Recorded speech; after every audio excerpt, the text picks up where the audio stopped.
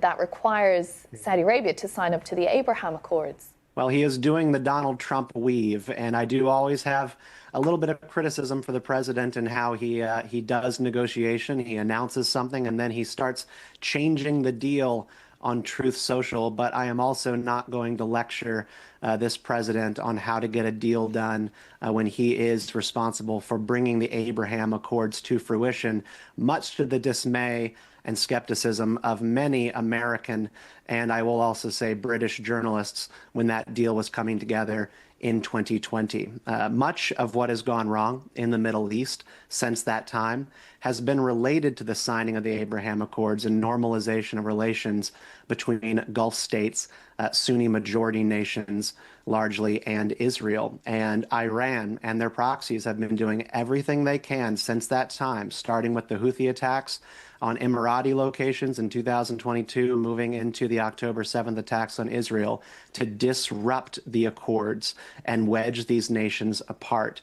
What I see here is the next step in that process on getting Saudi back to the table, joining those accords, and leaving Iran in the Stone Age where they belong, isolated on both sides by nations who are moving forward into the future. Look, I think what you're seeing here is the failure of process. Like, there never should have gone this far when you have two negotiators, as President Trump does, who are real estate guys who've never worked in government, who messed up the ceasefire agreement with Iran and made it impossible to get a deal.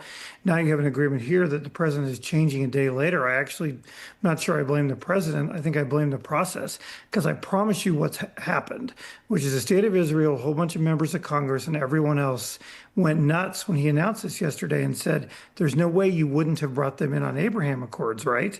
And so people raced into the president and he just said, okay, I'll change the deal. The issue is going to be eventually Congress gets to look at this deal, and it is very unlikely, as Jen, your previous guest, said, that they're going to sign up for the Abraham Accords, even though they should.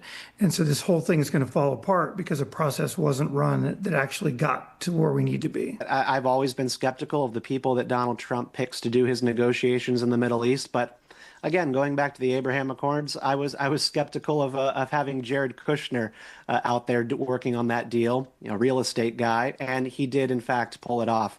Donald Trump has remarkable rapport with the Gulf states, Saudi and the UAE. I think they have a lot in common in terms of their temperament, their appreciation. They also have a lot of business dealings in common as well, though, Stephen, don't they? Yeah, well, the world runs on business, and I would rather be in business with this part of the world than at odds with them. And what happens when you don't have shared interests is you get conflict. And there is one power in that region, Iran, who is trying to mess everything up as the UAE is running into the future on AI and making tech their next big play after getting rich off oil. And Saudi wants to move into the future too.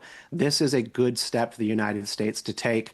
Trying to strong arm them into the Abraham Accords over this deal may or may not work, but I'm not opposed.